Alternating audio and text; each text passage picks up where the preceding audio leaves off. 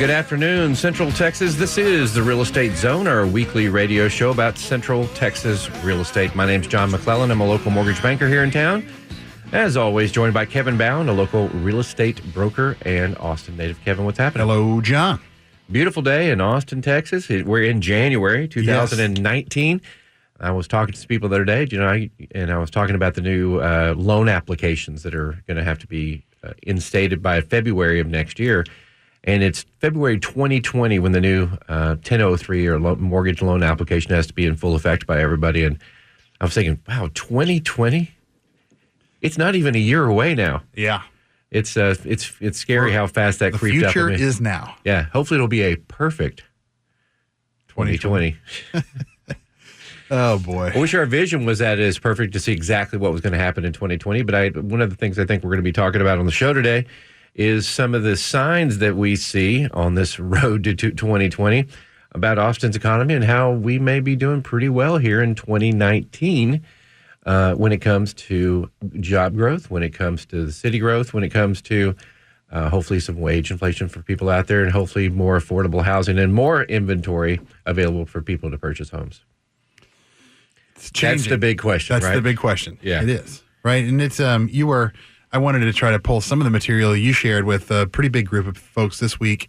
You do once a year a big economic forecast. It's nice when you pull aside some of the economist forecast materials that you and I track on, and you blend in and put your own perspective on things, speaking directly from a mortgage rate perspective, as well as for example, that 1003, the changes that are coming on that application.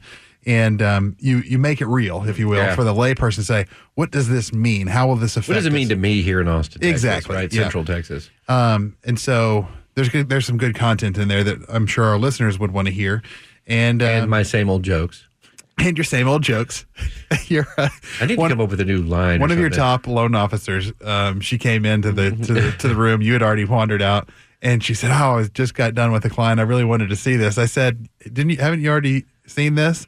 And she said, yeah, but I want to, and I said, it's recorded. She said, yeah, but I want to see it live. I said, just so you can see the presentation of the same old bad jokes.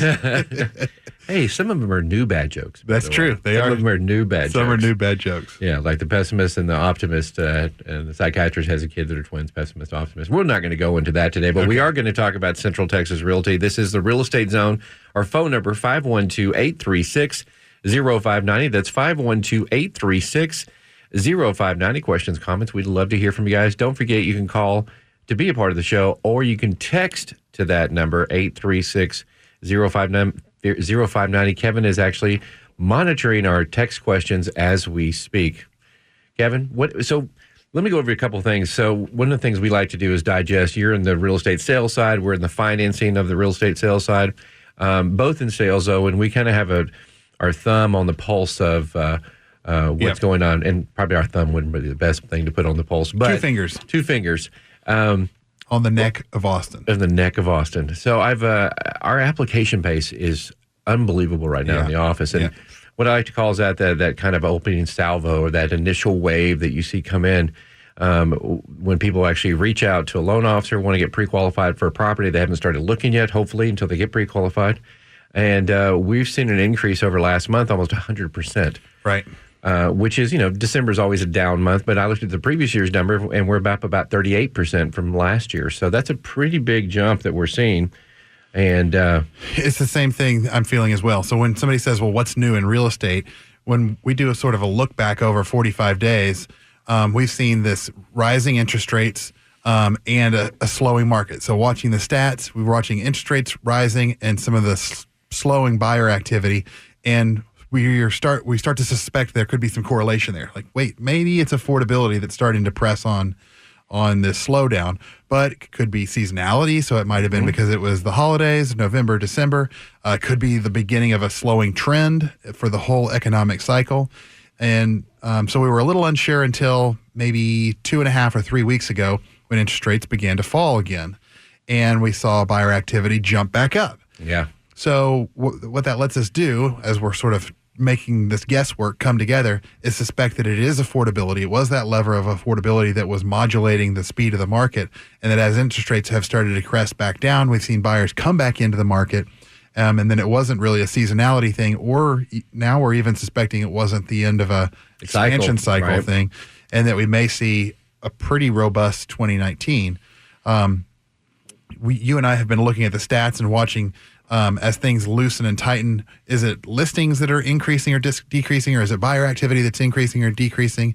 And I was sharing with you before we got started on the show that I think it's what we affectionately on the radio show call the sludge of the market. Right. We've noticed that no matter whether the market is super hot or if it's average or if it's cool, if it's a buyer's market, that there's this bottom percentage of listings that are just the ugly ones, the hard to sell, that have something wrong with them, and that they're pretty steady. And I was sharing with you that it seems like that anecdotal feedback from inside of our office across our, let's say 150 listings or so, that the sludgy ones have been starting to sell in this last 2-week period. So in this rush back into the market, we have seen those that had maybe seeing a little price reductions being met by this lever of affordability being pulled again, and start to clear that inventory. So we're really getting kind of tight again as far as buyer activity versus listings. Well, that's an interesting stat you bring up there, because when the sludge starts moving, that really signals not enough inventory out there, right? I mean, that's a big deal. It's like walking onto a car lot. We've talked about this, and there's 5 buyers walking on the car lot at the same time. There's only 3 cars. They don't care what condition the car's in. They're going to grab one of those 3 cars, whether it has 2 doors, 3 doors, 4 doors, or what, no matter what color it is. That's it. And that's what we're starting to see. And it's interesting to see it this early in the year. And unfortunately, this is probably one of the lower inventory months historically in the Austin MLS, correct? It is. Yeah, this is it's a pretty interesting time we're living in right now. Yeah. So I'm going to say something smart here. Okay. That's what I was saying. Luckily, there's lots of cameras and recording devices. No, my mom just texted. She goes, "I'm listening. Say something smart." So say something smart. Okay, well, that's Something good. smart. Now, Sandy, have you been updated on John's huge push towards legislative change? And your son is aiming to revolutionize the whole state of Texas and the way that taxation works here. I don't know if it's the whole state of Texas, but it's she is very aware of it. My mother worked at the Capitol for many, many years with the Legislative Council, and actually was speaking to one of the state reps here in Austin this weekend. We're going to be talking more about it, and I'm going to kind of save this for a later part in the show. We're going to be talking about this idea that I have we've talked about on the show a couple of times. I brought it up at a couple of meetings. I actually had people email me after I brought it up at our big meeting the other day. Wanted to get involved, and we're going to talk about it. I think it's good for the school system. It's good for people who want to downsize. It's good for the taxing authorities. It's good for everybody. Yeah. So, but we're going to hold off talking. I know we about have some listeners there that play devil's advocate, so we'll give them a chance. I'd love to hear, and that's one of the things I discussed with the state rep I was speaking with, is that everybody thinks it sounds like a great idea, it should be doable. What are we not seeing, though? What's the trick that we're not seeing? What is that? And we're going to have to just find out what that is as we vet that process. All right, guys, you're listening to The Real Estate Zone. The phone number, one more time, 512-836-0590. That's 512-836-0590. Call or text to that number. You're listening to The Real Estate Zone. We'll be right back. And welcome back to the show. This is The Real Estate Zone. My name's John McClellan. It's our weekly radio show about Central Texas real estate. We're here live every Saturday from 3 to 4 p.m. right here on News Radio KLBJ, working on our 15th year now on the radio. 15 years, Kevin. Started in 2004. So we still got about 8-9 months before the 15-year anniversary, but heck, why not talk about it? Why not? Why not? Yeah, it's been fun. I noticed our commercial says we help people with their investing solutions.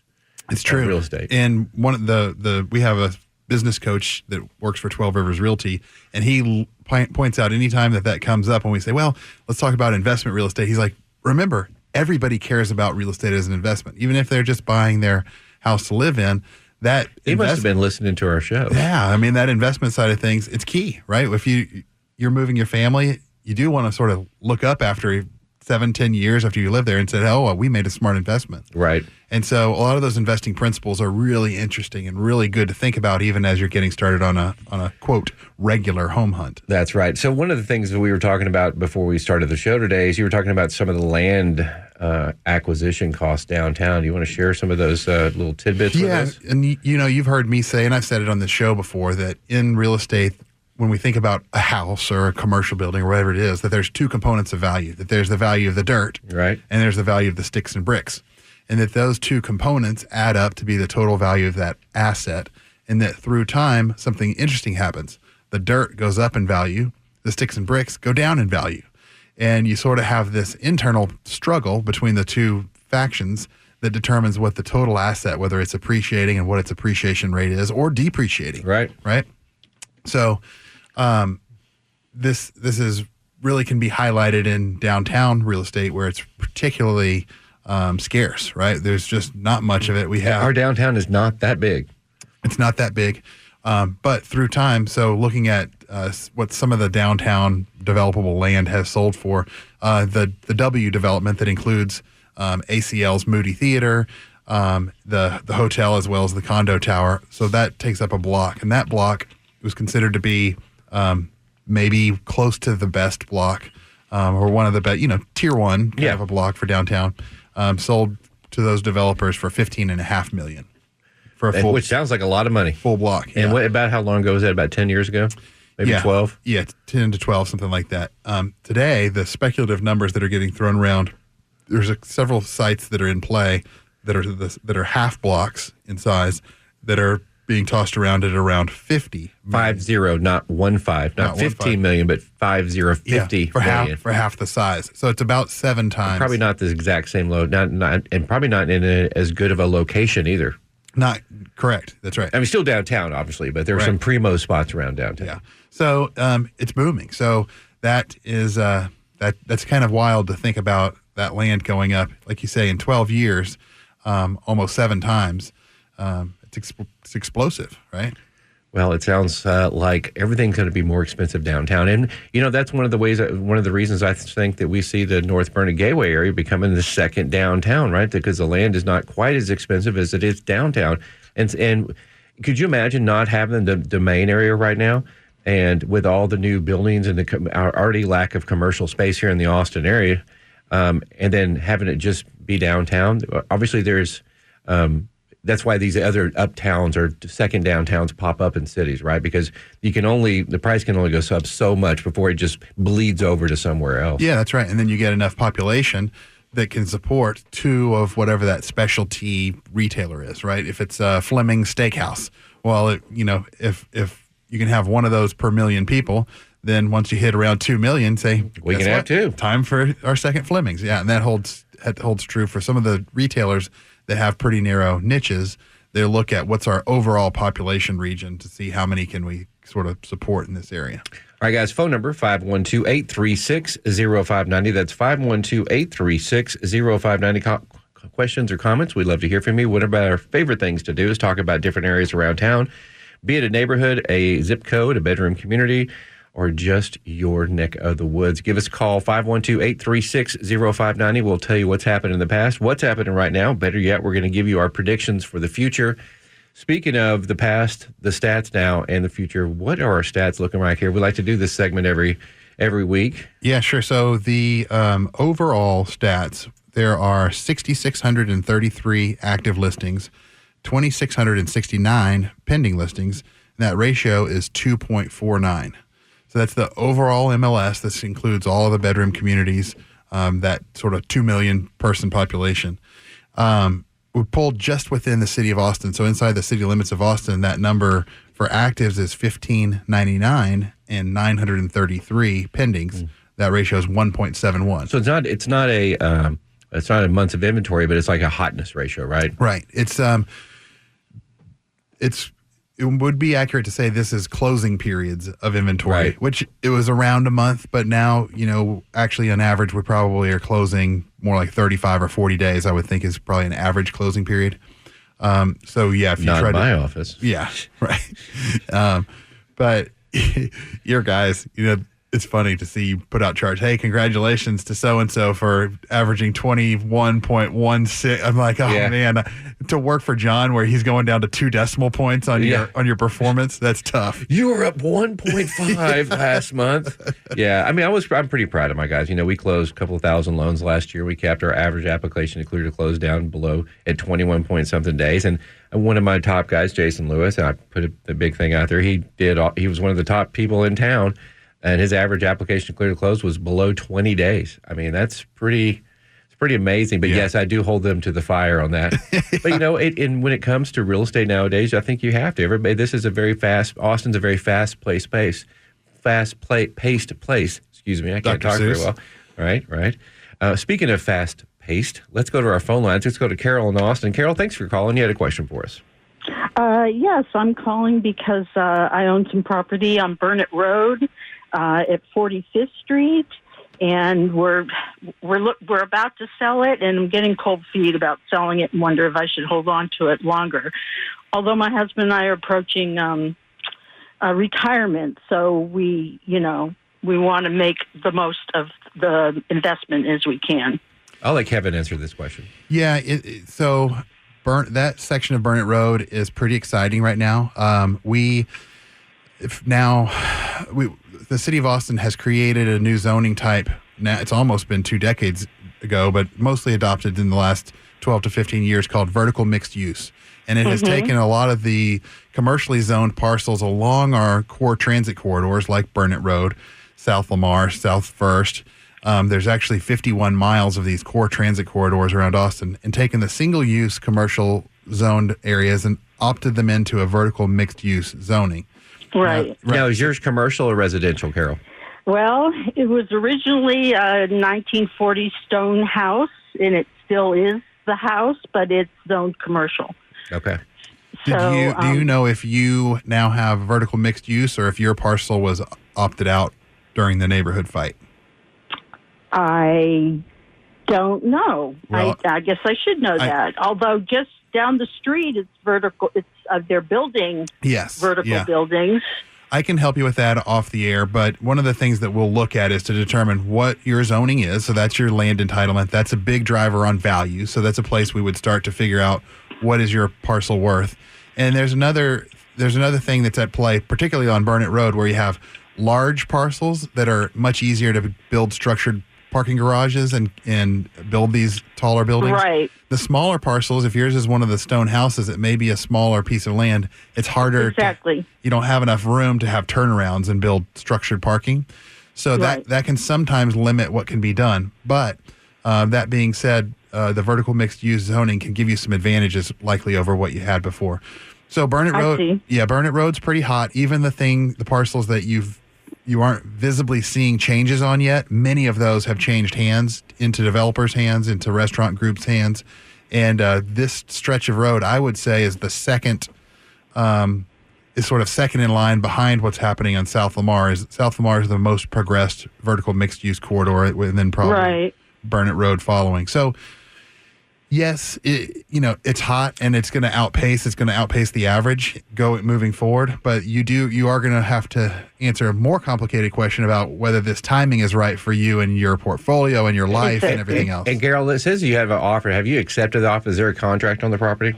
No, we have sort of I'm waiting for a letter of intent, I was told. It's not, I guess, an official offer, but close. Yeah, you need to probably look at the different zonings and whether y'all are opted out or not. And Kevin can definitely be that person. We can put you on hold real quick. That way he can get your information, and he'll be able to call you later. I've got it here, so we appreciate your call, Carol. Thanks, Carol. Appreciate it. All right, guys, you're listening to the Real Estate Zone. We are going to take a quick break. When we come back, we're going to take more of your calls. We have Chris that's next in line as soon as we get back from this break. We'll be right back. And welcome back to the show. This is the Real Estate Zone. The phone number, once again, 512-836-0590. Don't forget you can call or text to that number if you have questions for us. Let's go to Chris in North Austin. Hey, Chris, thanks for holding there. You had a question for us. Yes, I'm curious. We live up in North Austin around Palmer and McNeil. Right in the neighborhood where Apple has just announced they're going to be putting in a new campus. So needless to say, we're excited what that'll do to our home values. Not so excited about traffic, but I'm just thinking, we've been in our house since 2002, and we've loved it and lived it fully. And I'm just thinking about when looking to resell, you always hear, focus on the kitchen and the bath, the master bath or whatever. But I'm just curious, if we do, and I think our last appraisal was about 330. I mean, we don't do Carrera marble in that value of a home. When you're like trying to fix it up to sell, not for your own pleasure. Right. Just to when should you? I mean, it's like. Well, what it would do is, you want to see what your competition is. I think that's probably the first step, right? And you might start by visiting some homes around the area that have open houses and see what your competition has in the property. Do they have granite? Do they have, stand-up showers and bathtubs? Do they have updated appliances? That way, because that's who you're going to be selling your house against, right? Okay. So I think that would be the first step. Kevin, what other kind of advice? Yeah, I mean, I think that's good advice. And what John's hinting at is that you want to understand what can be supported in the neighborhood. So if you're the only one with Carrera marble, then there's not going to be any comparable sales in the recent past. And an appraiser is not, even if they love it, they still aren't going to be able to give you value for that.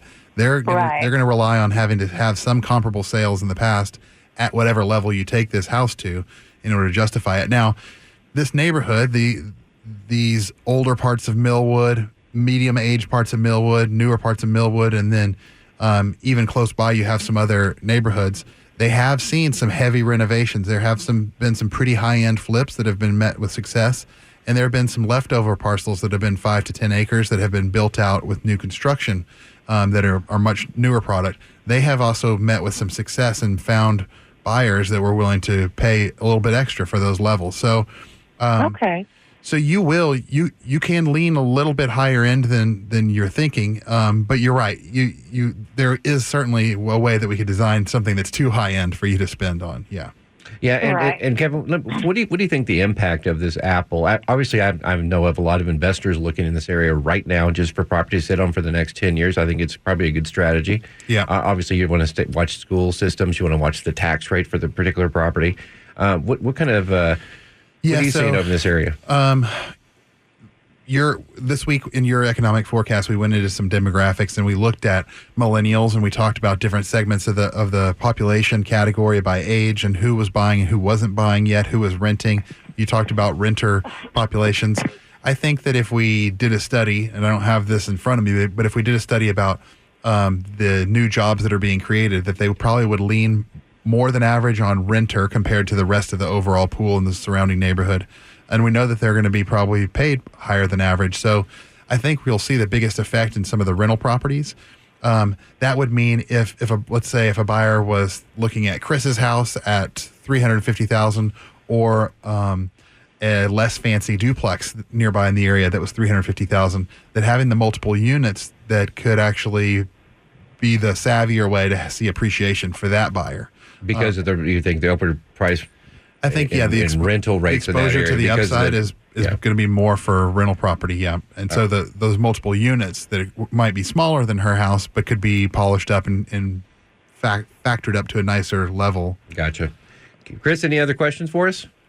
Well, just hearing what you said, then maybe I should be considering just renting it instead of. Well, I don't think there'd be any problem with the appreciation if you held on to that, and if you can hold on to it while somebody else is making the mortgage payment, that's all the better. Because remember, a portion of that payment's going right to principal, and that's money in your bank. Yeah. Sounds good. I'm glad I called you. All right, thanks, Chris. Hey, have a great day. All right, guys, phone number 512-836-0590. That's 512-836-0590 if you'd like to be a part of the show. You know, it's interesting, Kevin, that, obviously Apple's been over off Palmer for a while now, right? And then they made the announcement to make it even bigger. But I think a lot of people don't know is that it's actually, before this huge announcement, it's been there for 5 or 6 years now. Yeah. It's been getting bigger and bigger. Yeah, they've been hiring and been on a steady march even without this new campus. So the new campus, it's a big splash. Right. But they're already a gorilla in the room, elephant in the room. So it's interesting what you said about the rental aspect over there. So you're thinking that a lot of the jobs over there are not going to be like the higher tiered jobs, more like mid-level jobs for that Apple campus? I haven't read that. Yeah. And so but I was suspecting that if we were placing some bets and we said, okay, what's the demographic for who's going to be correct? If we look at this current zip code, or we look at all of Austin and the rent versus own percentages, that the rent versus own percentages of the new employees of this Apple site might be tiny bit swayed towards the renter. Well, it's funny you bring that up because in my presentation this last week, one of the things we talked about is the different generations and their home ownership rates, right? And we looked at, from the baby boomers to the Gen X to the millennials, and the average home ownership rate in the United States, it's between 60 to 65% over the years, right? It's been pretty steady since the late 50s. Always though, back in the younger demographic, that we'll call those the millennials, people below 36 years old, anybody below 35 years old, the actual rate is below 35%. So there is a lot less of them buying homes right now, but they will as they get older, right? To bring it probably back up to where that median is over the last 50 or 60 years. Right. So it's interesting. There's a lot of opportunity, I think, for home sales and home buying for the millennial generation. But I think you're right. A lot of them are still choosing to rent, right? And they're tending to share homes with other people that they're renting with, the whole roommate thing. I think when we were younger, we definitely had roommates, right? But at a certain point, you turn 24, 25 years old, and you're like, I think I'm going to do this on my own. Maybe it's 35 now that's changed too, especially with the escalating rents here in the Austin area. Good point. All right.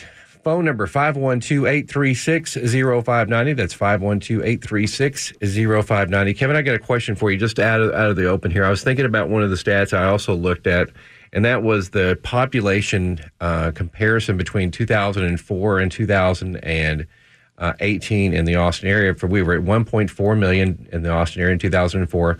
We are at 2.2 million estimated for 2018. However, there were less homes listed on the Austin MLS in 2018, although our population was 800,000 people more. How are we going to get past this quandary? I mean, it's tough, right? I mean, nobody seems to have an answer. Builders are building what they can build, but they only have but the land cost is so high. And then you couple a lot of these new quote unquote green regulations that a lot of these cities are putting on some of the builders out there. The cities preach affordability, but you got to make it green too, which takes away a lot from the affordability aspect of it. And some of the zoning we see, it's pretty baffling to think about that. To think that there's a whole another half as much in population or more, and that there's less in absolute terms number of active listings that are out there. So if you start a search, oh hey Kevin, send me things under this price range. It's pretty unbelievable. I mean, it's amazing. And we're seeing that turn up where people are having to spend more of a higher percentage of their gross income they're having to spend towards real estate. And this is where it shows up, where before prices were lower. We did have more affordability. Yeah. And that affordability push is coming significantly. There's a big change that I wanted to share with you as an echo back from your presentation this week, which was I've presented in my MAPS presentation for 2 decades now. Yeah. The fact that one of the drivers for Austin's growth has been that wages are lower here than they are in Houston and Dallas. And that if people, that's not true anymore. That's right. If people were just wanting to have affordable housing, they would have come in high income, they would have come and landed in Houston or Dallas. And that the people that were selecting Austin were coming here to sort of participate in that innovation and creative class thing that we have going here. But it's not the case. It's not now. Austin. We have the highest median home price, the highest average price in Texas. We have some of the highest wage growth in Texas is here in Austin. Right. So that's our competitive advantage going away when a company is looking to move its headquarters here, or a new software company is leaving California and they know for sure they're leaving California to come to Texas. Do they go to Dallas or Austin? And the unemployment rate in the Austin area is 2.5%. And that may sound fine and dandy, but listen, that can hurt you because if a company does want to move here, they have to go pay somebody more to leave the company they're at. Wage inflation, right? When they can go to Dallas and they can find cheaper housing, more affordable housing, right, cheaper. Or they could go to San Antonio, right? Have the same kind of vibe in North San Antonio that we have here, almost the same. Yeah. But you see my point, right? I mean, it's interesting. I think the answer to affordability that nobody's looking at is infrastructure, right? And I know that we talked about we have some new infrastructure. 130 obviously is a big deal, but we've got to have more infrastructure. We've got to find a way to bring the land that's outside of Austin closer into the job hubs And I think that's the most important part is focusing on where the job hubs are, obviously the domain area. And then putting scooters all over. And putting scooters, birds, and those little scooters everywhere. No, that's not it. I think it's a better highway system. If you put your money and your focus into that, it would bring some of these bedroom communities where the land is a little less expensive, closer to Austin, closer to these job hubs, because that's where you've got to focus. Just putting a highway in where nothing's at doesn't make sense. Put it where it's going to connect to a job hub, either downtown, the domain area, whatever it may be. And there's a lot of job hubs around Austin. I mean, the airport area. There's just not. Driving in Dallas and driving in Houston lately, it's eye opening to see their infrastructure and their road systems compared to ours, and it's a lot better in those areas, and that's what we, I think, have to focus on. Speaking of focus, let's focus back on the phone lines. Let's go to Joe on 183. Joe, thanks for calling. You had a question for us. Yes. Well, not so much a question, just so much as a comment on about, I don't know, maybe 5 minutes ago, you're talking about millennial ownership rates being about, what was it, 33, 35%? Yeah, it's at 35% right now, per the Fed. What caught my attention was the thought of that millennials are just choosing to rent later in life, and I absolutely, being one myself and in this situation, have to firmly disagree. It's not that we don't want to. We, like many others, don't want to rent forever. We want to have equity and own something the way our parents did, but we cannot afford it. Well, and I think that was my point. They all are choosing to do that because the prices are too high, right? Yeah, the prices are way too high, or it puts you so far out of the city that you're going to end up spending just as much on vehicle maintenance and fuel to get to your job that's near the city, so you can't even afford a house clear out, say, in Killeen, because you're spending so much in fuel and vehicle maintenance. Yeah, and that takes away the whole thing about living in Austin, Texas, right? You don't want to live in, up in Georgetown or far north of Georgetown or wherever it may be. You want to live where all the people are, right? You want to experience not just your work life here, but your entertainment life. I'm actually in the position where I myself have been trying for the past couple months to find a house, and the only things that I'm finding that are remotely affordable are not even Georgetown. Those are still vastly unaffordable to a lot of people. Yeah. You have to get as far out as, like I said, like Killeen and Temple, or as far down almost to San Antonio before you get into the affordable range. Now, let me ask you a question, Joe. Have you thought about looking at maybe multifamily? Did you know that you doing an owner-occupied, you can do a duplex, a triplex, or a fourplex with an FHA loan with little as 3.5% down? And that's another issue, is that a lot of millennials, they have so little money in today's day and age compared to their parents. They have no money down. They have to do a 0%, and in order to do that, it's going to be a USDA. Well, I got a rebuttal. So miles outside. The state of Texas actually has a grant program that allow you as an individual to buy a duplex, use the rents from the other side to help qualify and supplement your mortgage payment, and they'll give you a grant for the down payment as long as your income doesn't exceed their limits in whatever area you're buying in. And the income limits are actually pretty liberal. So one of the things you might want to look at is some of the grant programs offered from the state of Texas, and there's one particular one that actually does allow for a duplex. And it'll give you your down payment. And here's the cool thing about this grant program: you never have to pay it back. You got to live in the house for 2 or 3 years, but after that, you never have to pay this loan back or this grant back to the state of Texas. You get to keep it.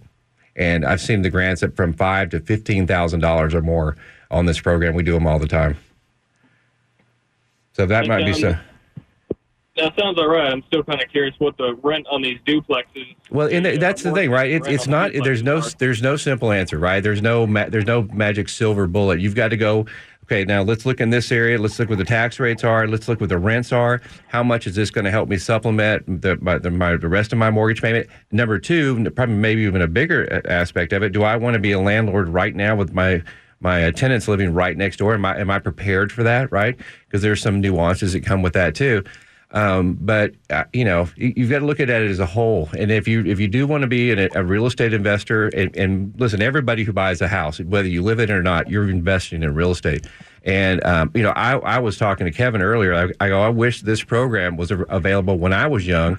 I would have used it for my down payment, right?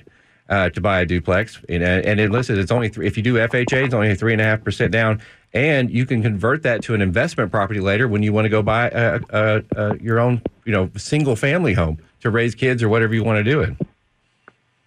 So I think even that again requires like 3.5% down, which a lot of people live in paycheck to paycheck. It's like you have no options except renting, which renting is getting to be almost as expensive as a house. But yeah, well, reminder, I just $200. like I said, the state of Texas actually they'll give you between 3%, 4%, and 5% grant of the purchase price that covers the 3.5%. That covers the 3.5% down payment. And typically, the sellers, you can, through good negotiations, you can get them to pay a majority of your closing costs for you. Maybe get into the house for $1,000, $1,500. I've seen people get in for no money out of pocket. So there are those programs available, Joe. Tell you what, check out my website, johnmcclellan.com. Give me a call on the side. I'll put you with one of our bond specialists. You can just look at it, this grant program. If it's something you might be excited about, then great. If not, we'll just have to wait till you're ready. All right. Thanks a lot, bud. Yep. Listen, and this is the part that I really want everybody to listen to this. The state of Texas has millions and millions of dollars in grant programs through the TDHCA, the TSHAC program, through Seth, through all these other programs. They will give you your down payment and some of your closing costs. But you got to know how to access the money. And the other thing that's crazy, John, is to rent now, you have 1 month security deposit, 1 month up front. That's generally about 2% of the price of the property. And then you've got rent that kicks in that next month, which is the third. Before you even make your payment. Yeah, on a purchase, you skip that next month. So the money, the cash part's not that different. Yeah. Even if you don't use the grant. Yeah. All right, let's go to Kyle and Dripping Strings. Hey, Kyle, thanks for calling. You had a question or comment for us. Yes, sir. Me and my wife are actually both millennials, and I tend to disagree somewhat with the last caller. Not all millennials can afford it. It just depends on what you want to work towards. Like, instead of buying new vehicles and things like that, me and my wife have already owned 4 homes, and we currently own 3. Yeah. Well, and we live here in Austin. We own one in San Antonio, one down further south. It just depends on where you put your money. I mean, I agree with you 100%. And I hate pigeontoling people by generation to who they are and what they should be. Sure. I remember when I was younger, I lived here in Austin, they called us the slacker generation, right? And I worked a full-time job. I worked my butt off all the time. I had my first house when I was young. And obviously I knew some slackers out there. I still do, but that is cross generational, right? It is, and I want to applaud you for because what you said there just a minute is right. Right? Don't go if you're making $40,000 a year. Don't have an $800 car payment. It doesn't make sense, right? Right. You've got to treat your money like it's yours, and a lot of people they tend not to. But personally, I think the biggest problem with the generation is a lot of these people go to college for degrees that are pointless or don't make that much money, and then they expect to get out and make $100,000 and have $100,000 in student loans, and they don't think about that ahead of time. Yeah, but I see this every day in my office. The amount of student loans coming that these people have coming out of college, even undergraduate school, $150,000. It blows my mind. I looked up a stat the other day for this presentation I gave. The student debt in the United States in the last 10 years has gone from $500 billion to $1.5 trillion, right? $1.5 trillion with a T. The default rate right now is 11.5% on those. And think about this. The economy is doing well, right? Yet our default rate's at 11.5%, which is well above normal for that $1.5 trillion. What happens when and it will happen, what happens when we go into the next recession, the next slowdown, right? What is that default rate going to jump up to on that $1.5 trillion? I think that's what we should that should be the biggest point we should worry about.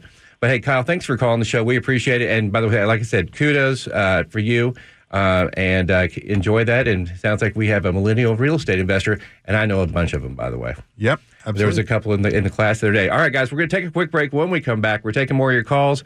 You're listening to The Real Estate Zone. We'll be right back. And welcome back to the show. You're listening to The Real Estate Zone. We're live here every Saturday from 3 to 4 p.m. right here on News Radio KLBJ. And as always, joined by Kevin. Kevin, let's go to our phone lines real quick. Let's go to Jerry in Manor. Jerry, thanks for calling. You had a question for us. Yes, I was wondering about the Manor area. Like the guy said, not the last caller, but the one before, he said it's unaffordable. Is the Manor area considered not affordable? Or? Well, I think affordability is a question. It's different for everybody out there, obviously, right? But Kevin, what are you seeing over there in the Manor area? Well, let's take a look at the median price of the stuff that's under contract right now. So started to get that pulled up.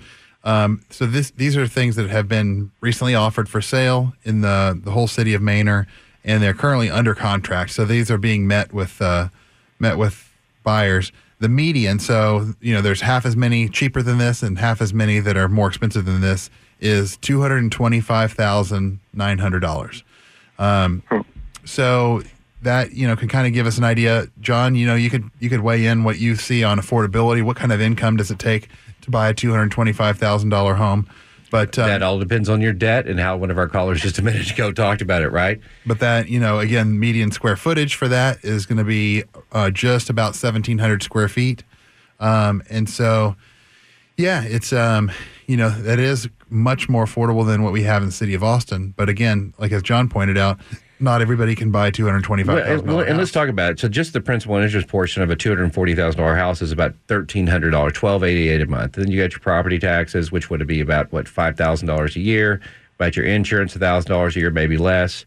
So you're probably looking right around $2,000 or less for a house payment in that area on a $240,000 property. So if the house payments, let's call it $1,900 a month, what are the average rents for this area, Kevin? That would be a question, right? Because that's what a lot are doing, is thinking about that. Guys, we've got to go. Thanks for listening to the Real Estate Zone.